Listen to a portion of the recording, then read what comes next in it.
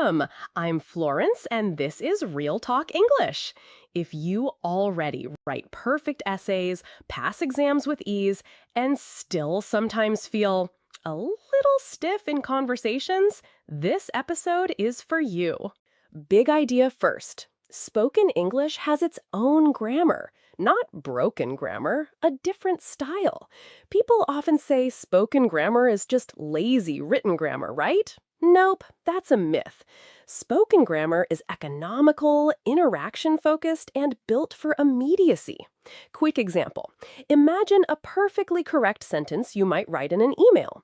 I do not believe that attending the meeting will be beneficial given the current agenda.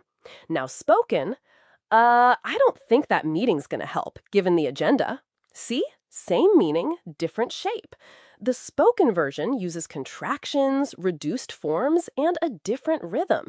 It feels natural. It's a different tool. By the way, when I say spoken grammar, I mean the patterns people use to manage conversation, to hold attention, to be polite, to show emotion, to repair a thought. We'll cover fragments, repetition, discourse markers, storytelling moves, tense shifts, and connectors like and, but, so, anyway. And this is for advanced learners. You already know the rules. Now we're learning the style. All right, first stop, why textbook English can sound stiff. Okay, quick reality check. You know those learners who have flawless grammar but get comments like, you sound formal, or you sound like you're reading? Been there? Me too. As a teacher, I've seen it 100 times. Why does this happen? Written English prioritizes clarity, cohesion, and formality. Complete sentences, explicit subjects, tidy connectors. Spoken English prioritizes interaction and efficiency. Leave out what's obvious, use short chunks, drop the subject when context provides it. Let me show you 3 theatrical examples, fully exaggerated. Okay, example 1. Textbook. I regret to inform you that I will be unable to attend the workshop scheduled for next Tuesday due to previous commitments. Spoken? I can't make next Tuesday. Cut something else. Example 2. Textbook. I do not think that solution is optimal because it lacks scalability. Spoken? Not great. Won't scale. Tiny, right? But powerful. These shorter lines feel like conversation. The long ones read like a report. Let's be clear. Sounding natural is not about being careless or sloppy. It's about choosing the right register. You wouldn't speak to your professor the same way you'd talk to a friend over coffee. But within conversational contexts, native speakers favor certain patterns that textbooks don't emphasize. Think of this episode as a guided tour of that pattern library. Next, fragments that sound completely natural. Fragments, my favorite. Native speakers drop parts of sentences all the time when context fills in the meaning. These are not mistakes, they're efficient. Example, a formal, I do not think that is a good idea because it is too expensive. Spoken fragments, not a great idea, too expensive. Or simply, yeah, no, too expensive. Short, punchy, still perfectly clear. Listen to that rhythm. Pause, headline, reason. That pause is doing work. Let me act out a tiny dialogue. Person A, are you going to the conference next week? Person B, my manager wants me there. Person A, so you're going? Probably. Depends. That last one, depends, is a whole sentence in conversation. In grammar terms, we call these elliptical sentences or omission, but you don't need the word elliptical to use them. Question-answer fragments are super common. Who's coming? Jane. Not Jane is. You hungry? Starving. One-word answers are normal, especially in quick exchanges. They create a smoother, faster flow. Another pattern? Echo responses. Repeat a single word from the question. Late? Late. That repetition signals alignment quickly. Okay, a nuance. Fragments can be polite or blunt depending on tone and context. Too expensive, said with a smile at the cafe, is fine. The same phrase said flat in a negotiation might come off brusque. So practice tone with fragments.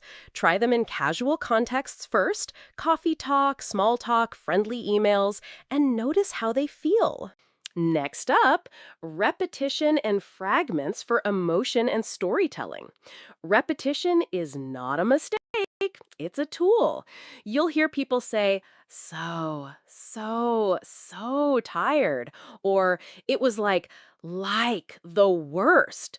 Repetition emphasizes emotion, and fragments let the speaker hype or drop energy. Let me tell you a tiny story and use these tools. Story time. So, last month, I walked into this tiny bakery, like the kind of place where the air smells like butter and panic, and I see this cake that's, gorgeous. I mean, it is beautiful. I was like, wow. And then I realize, no, no cash. My wallet at home. Complete disaster. Disaster. I stared at it. I was tempted. I wanted it. Totally. But anyway, I left. Heartbroken. Now, that same story written formally, I visited a bakery last month. Noticed an attractive cake. Realized I had left my wallet at home and did not purchase the cake. Which one makes you feel the moment? The spoken version uses single-word sentences, disaster, and repetition. I wanted it, totally, to create color and a sense of immediacy. Use repetition and fragments on purpose to convey feeling. A few patterns to notice. Single-word sentences, perfect, awkward, give a punch, repetition, so, intensifies, trail-offs, I walked in and, yeah, not what I expected. Invite the listener to imagine. These are rhetorical moves, not errors. You're allowed to use them. Now let's talk about those small words that do big jobs. I mean, and so. We call them discourse markers. People assume they are meaningless fillers, but they manage interaction. Each has functions. I mean repairs or clarifies a previous statement. Checks shared knowledge or invites agreement, and so can open or close a topic or show consequence. They're pragmatic tools. I mean, to adjust, he's not lazy. I mean, he just needs deadlines. He is not lazy. He needs deadlines. Functional, but cold. Notice in TV shows and conversation how native speakers sprinkle these markers. Not constantly, but strategically. Don't be afraid to use them. They make your speech more human. But don't overdo it. We'll talk practice shortly. Time to dive into storytelling grammar, how people break rules to keep listeners engaged. When you tell a story, you'll hear starts like, so, or and, corrections mid-sentence, and pieces of description added on the fly. These moves make the story feel alive, like you're reconstructing it rather than reciting a script. I'll do one story two ways. Formal and spoken. So, last Saturday, I go to this gallery opening, right? Packed, like wall-to-wall people, totally loud. I end up talking to this artist, she's explaining everything, and then, out of nowhere, this tiny dog appears. I mean, who brings a dog to a gallery? See the difference? So, last Saturday, I go to this gallery opening, right? Packed, like wall-to-wall people, totally loud. I end up talking to this artist, she's explaining everything, and then, out of nowhere, this tiny dog appears. I mean, who brings a dog to a gallery? See the difference? Let's be a little technical, but brief. Starting sentences with and or but in speech helps maintain forward momentum.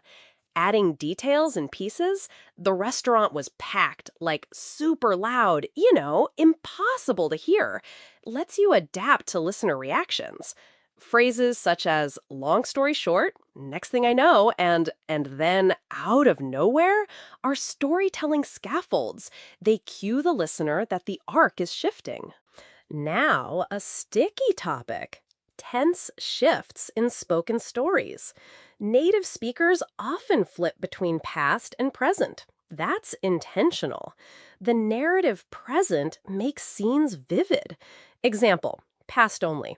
Yesterday, I went to a cafe, I ordered coffee, I sat down, a man started singing. Narrative present. So, yesterday, I go to this cafe, I order a coffee, I sit down, and this guy just starts singing. The present tense gives the sense that the moment is happening now. This isn't random. The speaker uses the present to make an event immediate. Linguists call it the narrative or historic present. It's common in storytelling across English varieties. It's not wrong to mix tenses in a story, it's a stylistic choice. One tip: keep your shifts purposeful. Use the present to highlight a vivid scene or punchline, and use past to move the story forward. Okay, another short example. So, I was walking down the street, and this woman, she's pushing a stroller, and then she says, "Watch out!" I turn, and the pigeon hits my shoulder. Versus strict past.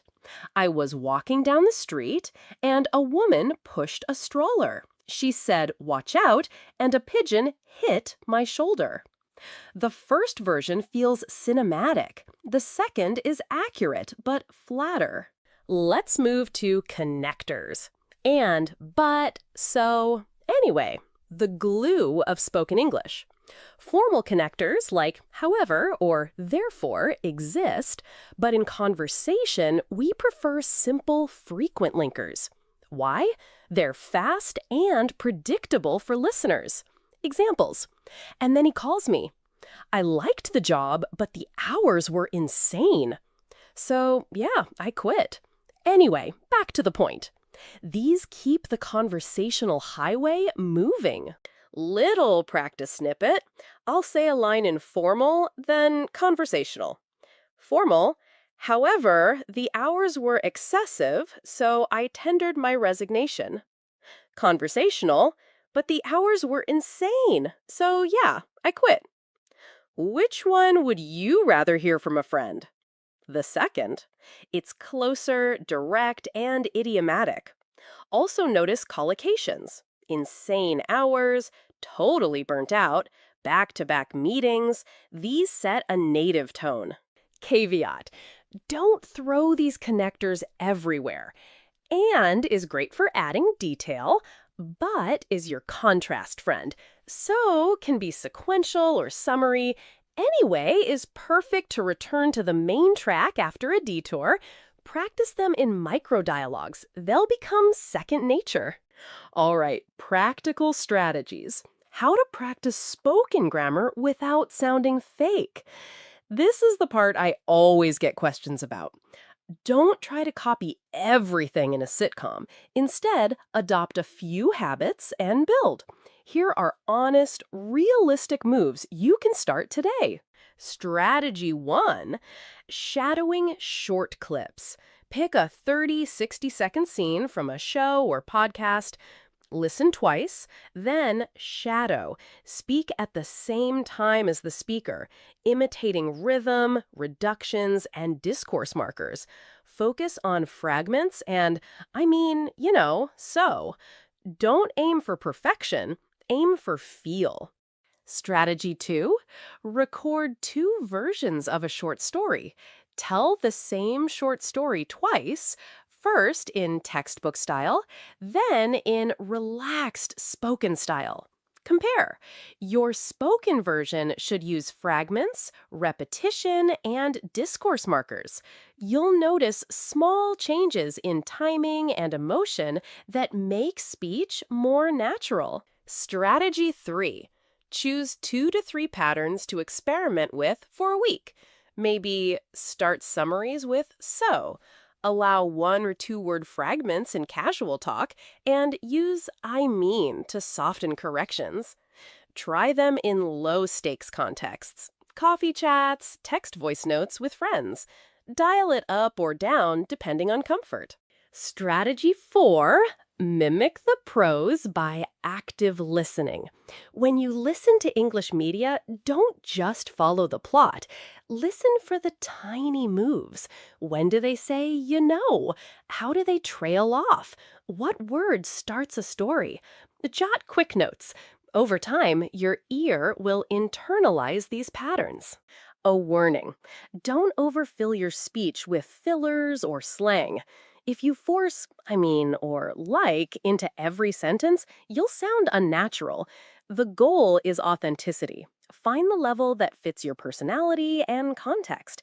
Dial it up gradually. And remember, you already have the grammar knowledge. You're refining your style. Now, a quick guided practice. I'll give you 2 short prompts. Pause after each and try them out loud. Prompt 1. Tell a recent small success. First formal, then casual. Formal. Yesterday, I completed my project ahead of schedule and submitted it to my supervisor. Casual. So yeah, I finished the project early yesterday. Send it off. Felt great. Try it. Prompt 2. Decline an invitation. Formal. I'm sorry, I will be unable to attend the party due to prior commitments. Casual. I can't make the party. Got plans already. Maybe next time. Try and play with tone. Want a realistic experiment? For the next week, pick one speaking moment each day to intentionally use one spoken pattern, a fragment, or a narrative present in a short story.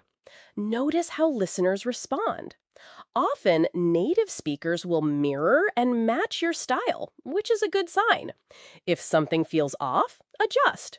The point is practice and feedback.